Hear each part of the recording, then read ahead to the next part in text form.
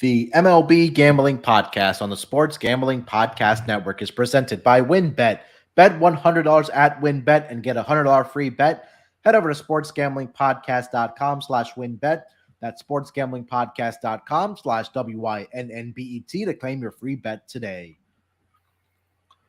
Welcome, everyone, to the MLB Gambling Podcast, part of the Sports Gambling Podcast Network.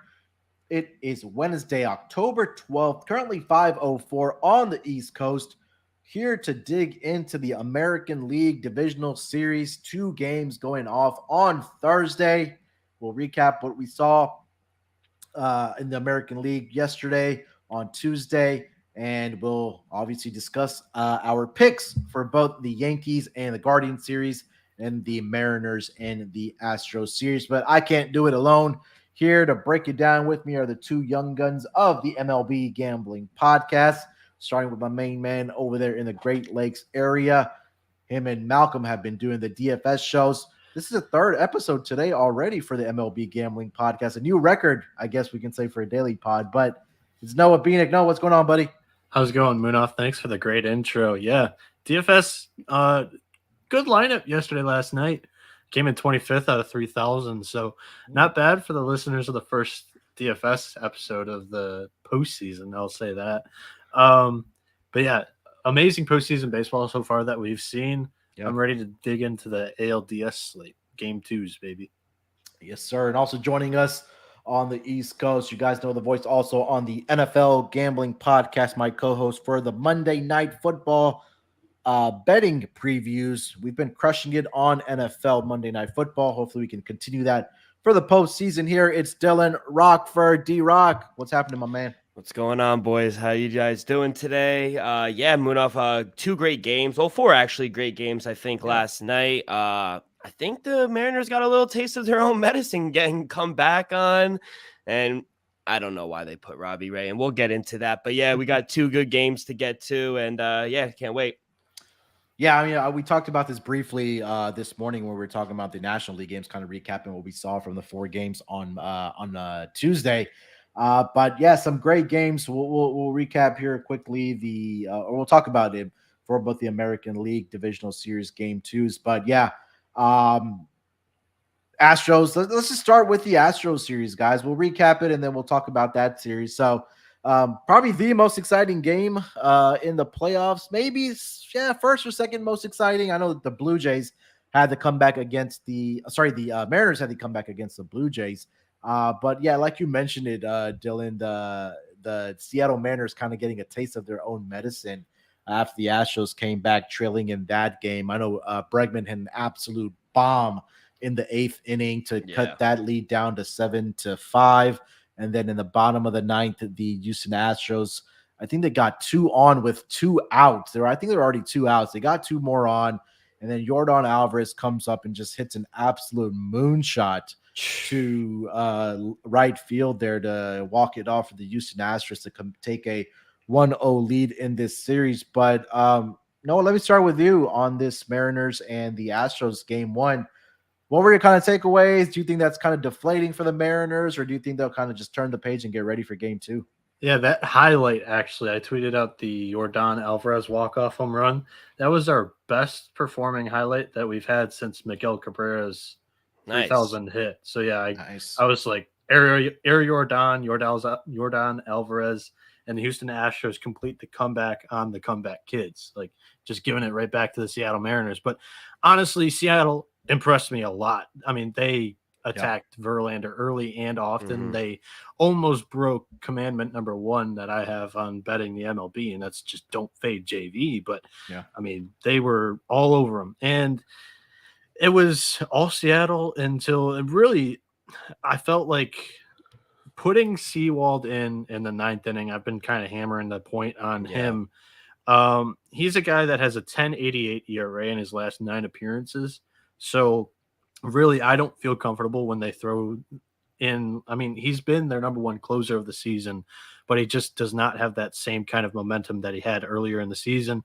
And talking about momentum, Robbie Ray, I mean, Malcolm's kind of said it. He kind of looks dead, but Robbie Ray has an ERA of .631 in his last 7 appearances. So honestly, the Astros, they may have just completed a 3-game sweep after game 1 with the way they demoralized Seattle with that comeback down 7-3. But that's why we do daily handicaps. So that might change from one of us. I don't know. We'll see.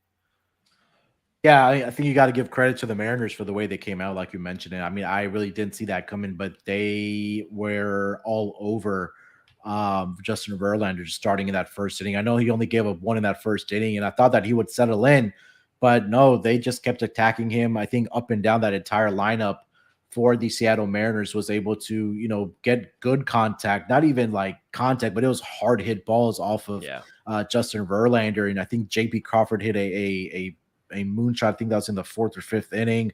And give credit to them for getting out and just, punching the Astros in the mouth first. Unfortunately for them, the Astros, this is a team that I follow closely, obviously being in Houston, and they just don't give up, man. We talked about this in the betting preview that we did for the divisional series, is that when you have this type of lineup, guys, this lineup doesn't give up, and they're resilient. They have that playoff experience, and I think last night that was out in full force for this Astros team. But Dylan, do you have any other thoughts from what you saw in game 1 between the Mariners and the Astros? Yeah, just to kind of echo what you guys been saying, I live bet the Mariners right off of the first inning because you just saw Verlander just wasn't himself for whatever reason, and it was very surprising to see. I mean, at least I didn't see that coming from Justin Verlander. He was missing high, and the balls that he were leaving was right in the middle. And they were, like you said, they were hitting it hard.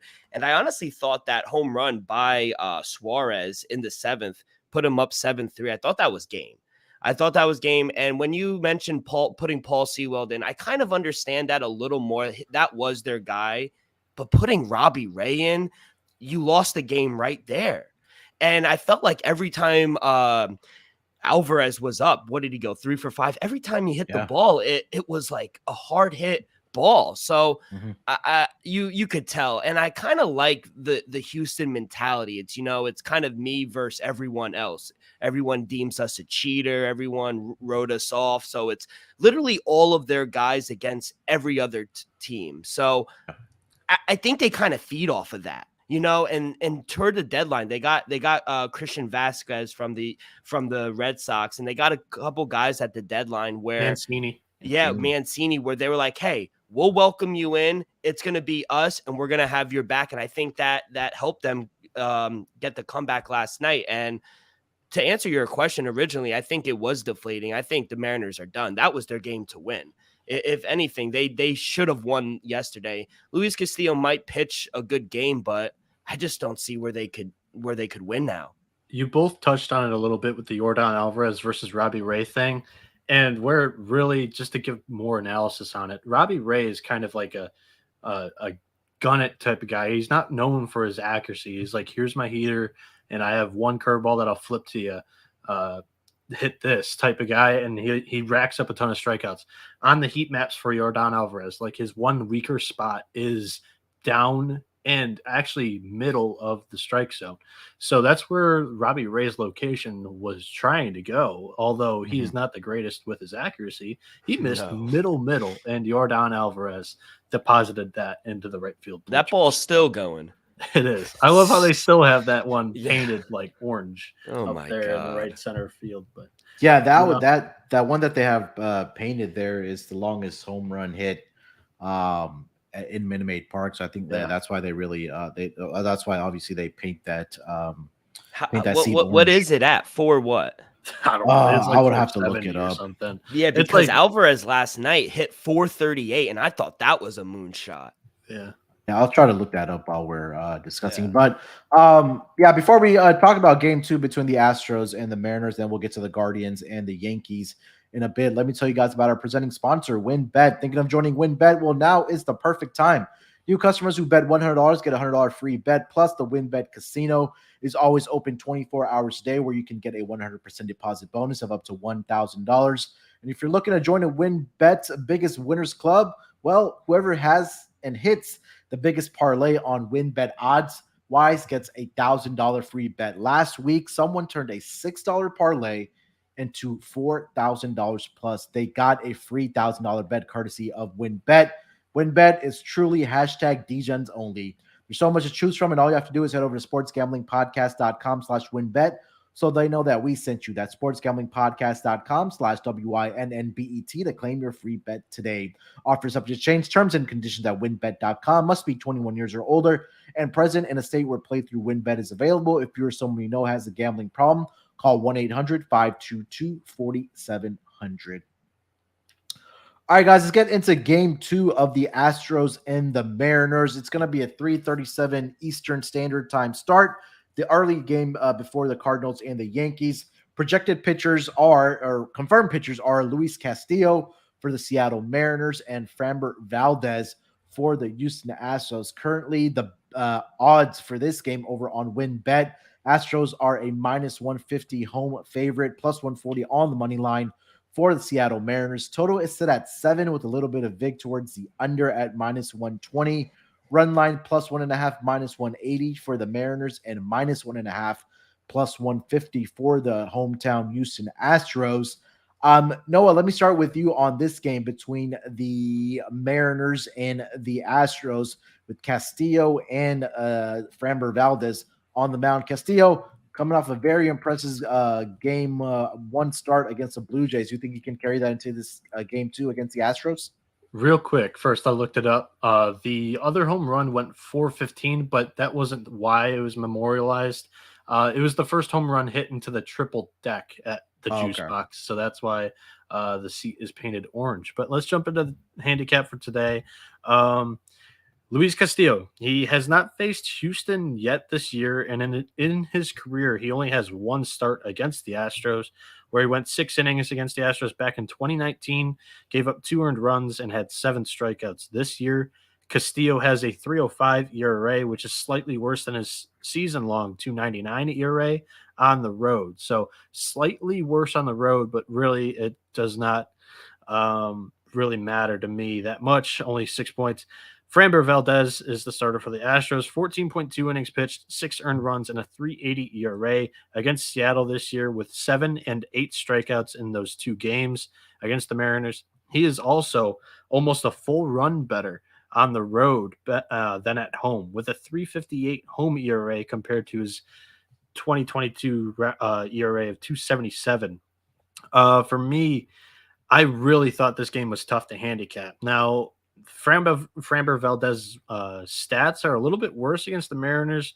There's not a bunch of history for Castillo going up against the Astros, so that's what really makes this one tough for me. I'm not comfortable in touching the total, and the money line, I feel like there's more value in the Mariners, but from what I saw in game 1, I don't know if they'll be able to bounce back offensively and be able to win this game. So that only leaves me with 1 play, really, and that's Framber Valdez's over 5.5 strikeouts. Like I mentioned, he had 7 and 8 strikeouts in his 2 games against Seattle this year. So that's my most confident play here.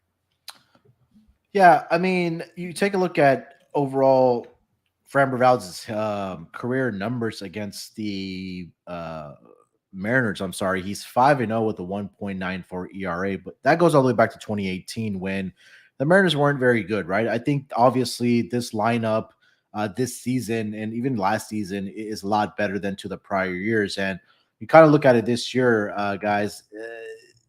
Framber Valdez has allowed 3 earned runs in both the starts against the Mariners this season. The Astros did, I believe, win both of those games. First game was back on July 24th. They won that 8-5 in the following week. They actually lost that game 5-4. So some runs have been put up in both of those starts there. But yeah, Noah, what you exactly just said there to me is what I saw in this game as well, as far as a prop bet, which is Framber Valdez over 5.5 strikeouts. 2 starts this season, like you mentioned, he's had respectively 8 and 7. And then in his career, if we kind of go back, I was just looking at this. So over his last 4 starts, and this dates back to the 2021 season, he's at 8, 6, 8, and 7 strikeouts against the Mariners. So I think there is an opportunity for Framber Valdez to at least rack up some strikeouts here. If I'm making a game pick, I'm going to go with the hometown team here. I think that you'll get a better pitching performance out of Framber Valdez. I think there was a stretch where he had, 23, 24, 25 quality starts in a row this season for the Astros. Yeah. He's been a big game time pitcher for them in the playoffs, over the last 5 years where they've made at least the championship series in the American League. And I think he shows up in a big way here for the Astros tomorrow. But Dylan, let me kick it to you. Thoughts on this game game 2 between the Mariners and the Astros, and what did your lines come out to? Yeah, so like Noah, I thought this game was very tricky to handicap. I can't take the Mariners because I made the Astros a minus 160 favorite, so I need at least 30 cents to be on them, but I don't want to give out a minus 155 either. If I were to take it, you got to take Houston plus minus 1.5 at plus 150. I think there's some value there.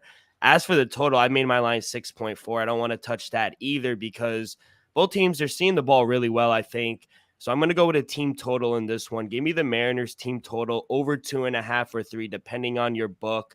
Whatever your book offers, take the one with the better odds, in my opinion. Seattle has been swinging the bat really well coming into the playoffs. They've gone over this team total in 6 straight games. And Framber Valdez, I think Noah touched on it. He does give up a little more contact and runs at home than on the road. Yeah. The 2 times he's faced Seattle this season, both times they were able to score 3 runs. Julio Rodriguez is a star in the making. He owned Justin Verlander yesterday. Not many people could say he had the day he did. So I think this lineup continues to hit, especially early on. I think they continue to be aggressive. I don't know who wins. If I were to pick a side, I would side with Munaf, Houston on the run line, but I'm going to play the Mariners team total over 2.5. I took it 2.5 and 3. I like both. Yeah, I'm currently seeing if you think they get to him early and often, again, do the Mariners against Valdez. First 5 innings over 1.5 is at plus money at plus 120. So like if you want to attack it that way for the Mariners, if you think their bats continue to have success against the Astros, and look, their bats have been doing well all throughout the postseason so far. I mean, the first 2 games against the Blue Jays, we saw what they did, and then yesterday against the ace and probably the Cy Young winner in the American League this season. In Justin Verlander, they were able to get to him early and often as well. Noah, anything else for this game before we get over to the Yankees and the Guardians? I would just say my lean is actually towards Seattle rather than the Astros, like you guys. So, yeah, that's all I have to add. All right. Before we get over to the Guardians and the Yankees series, let me tell you guys about Fubo TV. If you watch football, you need Fubo TV. Fubo TV gives you complete coverage of college and pro football with NFL Red Zone plus games in 4K at no extra charge. Over 100 channels of live sports and entertainment for a fraction of the price of cable. Watch on all your devices and never miss a game or an episode of your favorite shows with the included cloud-based DVR. Plus, there's no contract, no commitment, and you can cancel at any time. Right now, you can try Fubo TV free for 7 days and get 15% off your first month. Just go to FuboTV.com/SGP. That's FUBOTV.com/SGP. We're also brought to you by OddsTrader. What is OddsTrader? OddsTrader is a place to compare odds from all major sports books. You can also compare the different sign-up codes and promotions from sports books to get the best deal. The app also provides player statistics, key game stats, injury reports, and projected game day weather for bettors to make the most informed bets possible. It also has a bet tracker so bettors can keep records on all your games and betting activity. So to take advantage of this, all you got to do is go to oddstrader.com/Blue Wire. That's oddstrader.com/Blue Wire. OddsTrader, the #1 site for all your game day bets. All right, gentlemen, let's get over to the second series of the American League Divisional Series. That's going to be the Cleveland Guardians and the New York Yankees. Yankees take game 1 in the Bronx yesterday with I believe it was a 4-1 victory for the New York Yankees. Garrett Cole with an amazing pitching performance last night. I believe he went 6 1/3 innings in that game 1. Had 8 strikeouts in that game, only walked 1 batter, 4 hits allowed, and he only allowed 1 earned run, which was a home run off of the bat of Stephen Kwan in the 3rd inning. But other than that, he was absolutely lights out for this New York Yankees team. On the other side, we talked a lot about Cal Quantrill on the podcast, guys, and I know a lot of us liked the over 3.5 strikeouts for him yesterday. He got 5. Did give up some home runs. Harrison Bader, the hometown kid there, and also Anthony Rizzo had a 2-run home run in the bottom of the 6th for the New York Yankees, and that was just enough for them to take game 1 against the Cleveland Guardians. But let's take let's take a second here and talk about what we kind of saw in this game one. Noah, let me start with you. Anything that kind of stood out to you between the Yankees and the Guardians in game one?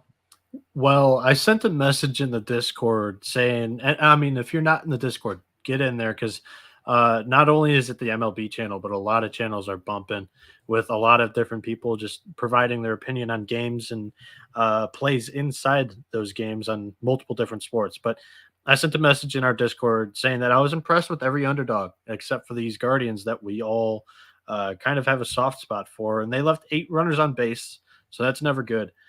Did Garrett Cole shove? Yeah, he pretty much did. But that's now 3 straight games where the Guardians offense has just been lackluster. And I'm looking at, I mean, if I'm picking out one guy, it's Andres Jimenez, and I've kind of been hammering this nail too. He was up with the bases loaded and he struck out again last night. This dude was one of Cleveland's best players all year. They cannot afford to have him slumping. So that's kind of my analysis on that one. He's a guy that provides a lot of offensive energy to this team. Really disappointed in his play so far through 3 games of the postseason. Yeah, look, I mean, I think this was a big game for Garrett Cole just to come out and pitch well, right? And he did that. You know, I mentioned yesterday, I don't know if it was on Twitter. I think Noah, you and I were talking about it with Nick there about, you know, taking some props in this game and which way to look. And I mentioned that I think Garrett Cole was going to give up a home run early. I said it was the first inning, but he gave it up in the 3rd inning. But other than that, it was pretty solid.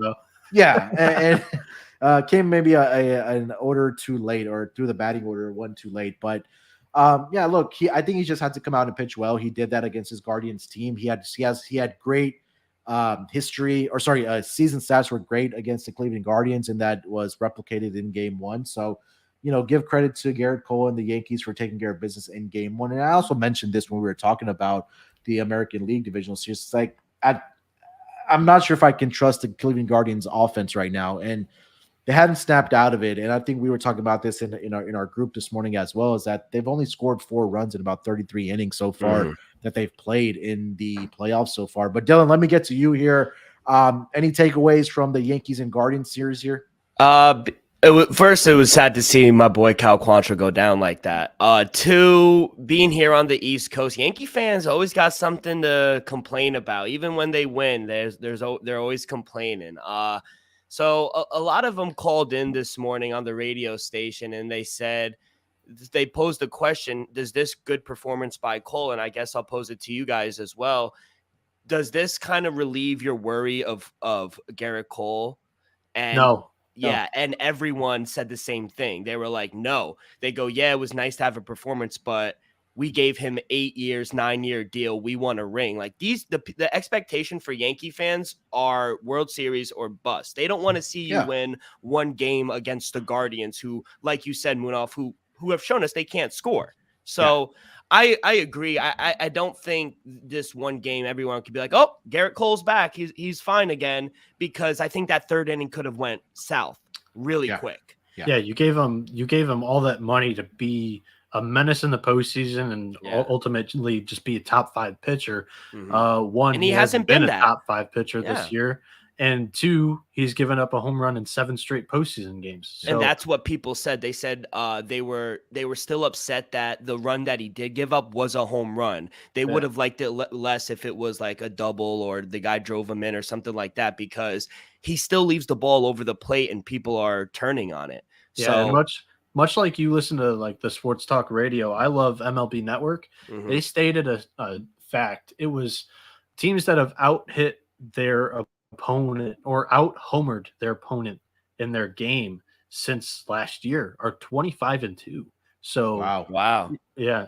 You're looking at this Guardians team that's only had 1 home run a game, and that's the main source of offensive production from this Yankees team. So knowing that and knowing my opinion on just the postseason in general, coming into just handicapping the whole picture, my Guardians take and them winning in 3 was a little outrageous, and I've almost all the way completely flipped to the Yankees side here. And it was also good to see, sorry, Munaf, real quick. It was also good to see Harrison Bader, hometown guy. You know, they traded him for one of their really good pitchers, and he came in with a boot on. So he didn't even really have anything, but Rizzo got a nice bomb. Like I said, Donaldson, he needs to watch the ball a little more because it wasn't a home run. But Oscar Gonzalez, excuse me, he made a good play, but then he made a boneheaded play and it went right below him. So yeah, neither of those Donaldson base running fiascos are really his fault. They're just kind of fluky baseball plays. I could understand the whole home crowd's run, but going the other, nuts. and the first base coach. Like, even the first base coach said it was out. So that one I don't blame him, but the other one, come on, you don't even run. Yeah. So, yeah, okay, I mean, here's the other thing. J-Ram dropped the ball, not on purpose, but if he does it on purpose, that's what I would do. I played third base. You drop that ball and you turn a double play. But if he doesn't and he catches it and Donaldson runs, then he's getting tagged up at first base. So it's a double play either way. It's a tough spot. Yeah. All right, let's get over to game 2 of the series, guys. Yankees take that 1-0 lead. Great pitching performance by Garrett Cole. But we have game 2. Second game of the night after the Astros and the Mariners series. It's going to be a 7:37 Eastern start. Pitchers, and it's going to be a good one, guys. Shane Bieber takes the mound for the Cleveland Guardians, and Nestor Cortez is on the mound for the New York Yankees, left-handed pitcher there. Looking at the lines for this game, the Yankees are a minus 130 home favorite, plus 120 on the money line for the Cleveland Guardians. Over under is set at 6.5 with vig towards the under.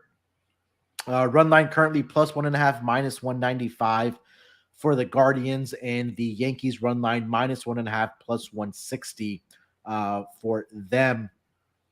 Dylan, let me start with you for this second game of the night between the Guardians and the Yankees. What are your lines coming out to, and what do you like for this game? Yeah, be on the lookout. This game might be canceled. Forecast does not look good over here on the East Coast. It's going to be very windy, rainy all day tomorrow through the night. So, but if they do wind up getting the game in, I only made the Yankees a minus 125 favorite. The public is going to be all over the Yankees because the Guardians' inability to score runs. Munaf, like you mentioned it a few pods ago, where we saw them having trouble, and I think that was your pause or hesitation from being on them as well. And the Yankees offense, and that's exactly what we saw. They can come out and they can win close games, 4-1, 3-1 games. And Judge didn't even do anything. He didn't have to. So it was good. They got production, like I said, from Bader and Rizzo. But Shane Bieber is a different animal, though. He actually pitched much better on the road than at home this season. And I'm going to channel my little Noah here. I'm going to go a K-prop. Shane Bieber is sitting at 5.5 with plus money leaning towards the over. In his 18 starts on the road this season, he's gone over this number in 13 of the 18 road starts, going over in his last 5 of 6 road starts. He was phenomenal in that wild card game. I went over his strikeouts. I did 7+ at plus 200. I expect another similar performance. I think the Guardians will be able to steal one of these games. And why not with their ace on the mound? So give me Shane Bieber over 5.5 Ks at plus 120. That's my lock. That's my favorite play of tomorrow. I also lean Guardians as well. Like I said, I only made the Yankees a minus 125 favorite. I think if Cole didn't get out of that third inning, things could have gone in a different direction. So give me Shane Bieber over 5.5 Ks. I think it's a good discussion point to kind of talk about is that I think and I think Noah, you maybe expand on this as well, as since you're familiar with being a pitcher and just knowing the different pitches and what guys throw. We can say that Bieber is definitely has better stuff than Cal Quantrill, or am I incorrect in saying that? Okay. Yeah. He still got 5 strikeouts last night, did Cal Quantrill, right? And I think the number right now, like you mentioned right now for Shane Bieber for this game too, is sitting at 5.5. So I think that number is going to be on the move here. So if you're listening to this early or you're watching it live, I would jump on that if your book does have it right now at 5.5. So like you, Dylan, I think both you and I were on Shane Bieber in game 1 against the Tampa Bay Rays on that strikeout prop that cashed easily. Pitched a phenomenal game for them against the Rays. And again, like you mentioned, the home and road splits for Shane Bieber so far this season have been night and day, right? 8-3 on the road, 2.65 ERA at home, 5-5 with a 3.22 ERA. But Noah, let me get to you for game 2, Shane Bieber versus Nestor Cortez. Yeah, you bring up a good point about Bieber, and if Quantrill's going to get 5, Bieber's going to get his too. He does a great job at mixing up his pitches too. his repertoire, it changes each game what pitch he loves to throw the most. He does have that cutter that he throws about. I mean, I'm looking at his StatCast page right now. He's throwing it 17% of the time, four-seam fastball 35% of the time. But there are games that he just completely abandons that four-seam if a team jumps on it. And then he's also got the two benders and the slider and the curveball. For me, though, like you two are definitely like after recording this podcast with you guys all season long, I'm more narrative driven and you guys are more of the gambling sharps, I would say. And for me, I look at Bieber's numbers against the Yankees. He didn't pitch against them this year, but he's 1-1 in 3 career starts with a 5.74 ERA. And he's better on the road with a 2.71 ERA than his season-long 2.93. Again, that's kind of like the whole Luis Castillo thing. That's not like a huge difference to me. Nestor Cortez, he has 12.1 innings pitched, only given up 3 runs with a 2.23 ERA in 2 starts against the Guardians with 6 and 8 Ks. For me, I think this is a spot where, like Dylan said, the public's going to love the Yankees. They really view as the Guardians like their offense is terrible. Right now, I see this price at the Yankees minus 130. That's not going to be there come 3 hours before the game time when the public starts to jump in on this. I think this is the time to get in on the Yankees prior to this line moving. So minus 130 on WinBet is my play on the side. And for a prop, this one is my lock of the day. I like the Nestor Cortez over 3.5 strikeouts right now. He's had 6 and 8 strikeouts in 2 games this year against the Guardians. So I like that prop a lot. Do you like the Shane Bieber one as well? Honestly, I didn't look at his strikeouts to know. I can go search that up real quick. Munaf can take it and then I can. Yeah, I was going to mention that the total in this game is what I was looking at. And I think that if we're going to get, I think we can get 2 solid performances out of these pitchers. I mean, game 1 produced 5 runs combined, right? 4-1 between those 2 pitchers. I think this is low key, I think, a better pitching matchup between Shane Bieber and Nestor Cortez. And like Noah mentioned there, that Nestor Cortez has been pretty solid in against the Guardians this season. I think he had 2 starts this season. 1-0, 2.19 ERA, 14 strikeouts combined in those 2 starts. Like Noah mentioned, 8 strikeouts and 6 strikeouts respectively in those 2 starts. 12 1/3 inning pitch, only allowed 3 earned runs overall.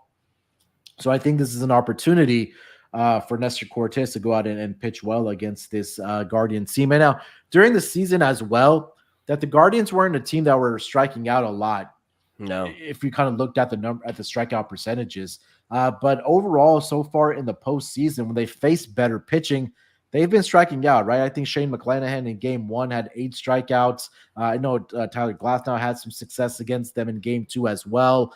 And then yesterday we talked about it. Garrett Cole had 8 strikeouts. On Monday, Garrett Cole had 8 strikeouts. Tuesday, Garrett Cole had 8 strikeouts against his Guardians team. So asking Cortez as a left-handed pitcher to get 4, I don't think that's out of the realm of possibility for Nestor Cortez. And we talked about Shane Bieber as well. So again, I think this is going to be a phenomenal pitching matchup. If you're a guy that likes old school baseball, low scoring, just pitchers do. The Guardians are for you.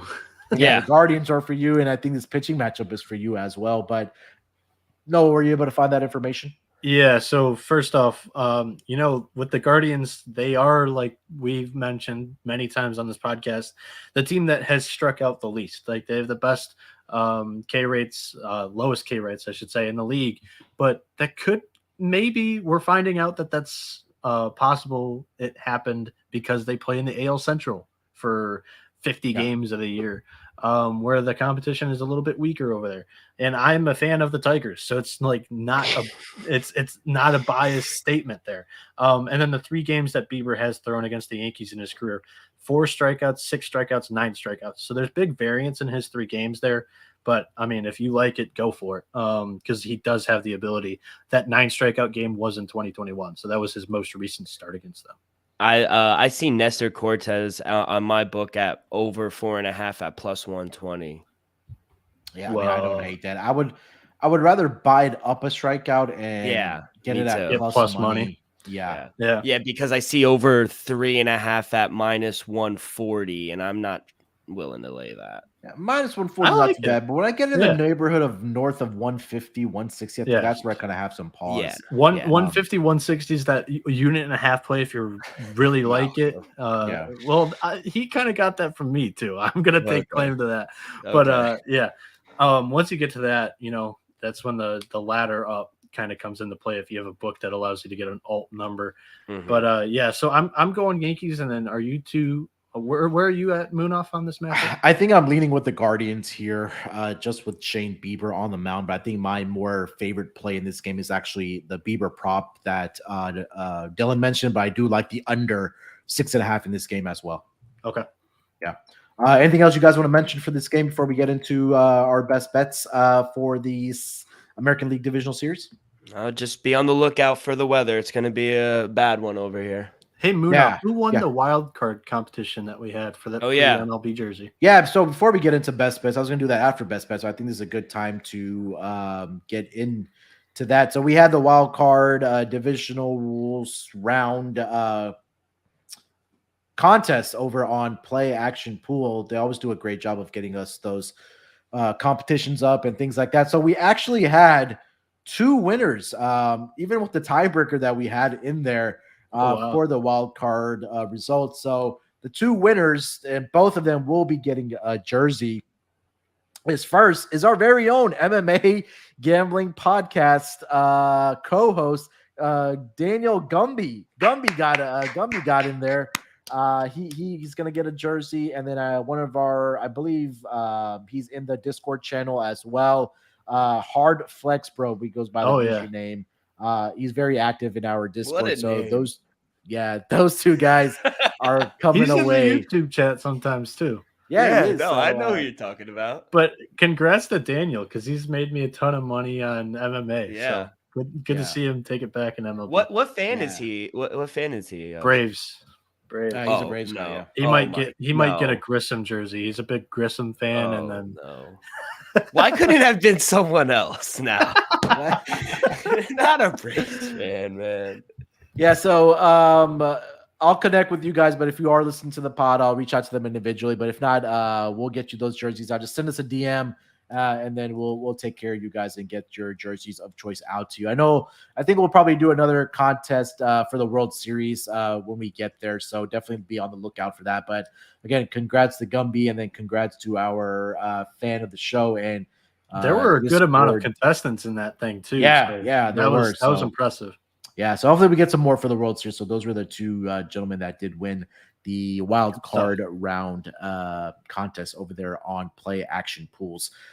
All right, gentlemen, let's get into some best bets here. I know we usually do lock and dog, but it's only 2 games for us to pick from. So we'll just do a best bet. We could do anything, whether it's a side, total, player prop, anything you guys want to give out. I know you guys mentioned it, but as your best bets already, but we'll just recap it here. Noah, I'll give you the floor first here. Best bet for the American League Divisional Series game 2.